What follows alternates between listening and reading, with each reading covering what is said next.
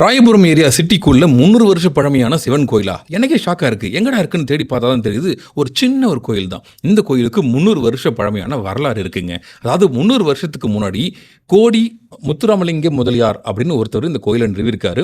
பச்சையம்மன் கோயில் அப்படின்ற மாதிரி பார்வதிக்கு ஒரு அம்மன் கோயில் தான் இதை ரெடி பண்ணியிருக்காங்க. அதன் பிறகு கொஞ்ச நாளுக்கு அப்புறம் தான் சிவனை மன்னாரீஸ்வரர் அப்படின்ற பேரில் உள்ள வச்சு படைச்சிருக்காங்க.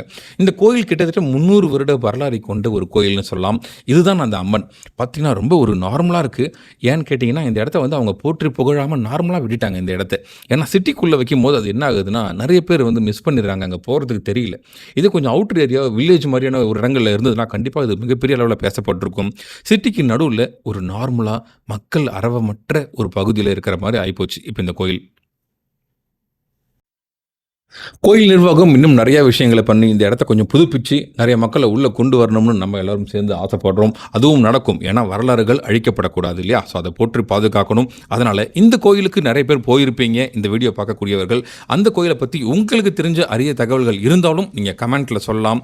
இப்போது ராயபுரம் டீல்ஸ் நிறைய வரலாற்று விஷயங்களை நம்ம தோண்டி பார்த்துட்ருக்கோம். அடுத்து எந்த விஷயத்தை பற்றி பேசலாம் அப்படின்னு உங்களுக்கு தெரிஞ்சிருந்தால் நீங்கள் கமெண்ட்டில் சொல்லுங்கள். கண்டிப்பாக நம்ம அங்கே போகிறோம். உங்களுக்கு தேவையான அந்த வீடியோவை நான் போடுறேன் அடுத்த வீடியோவாக.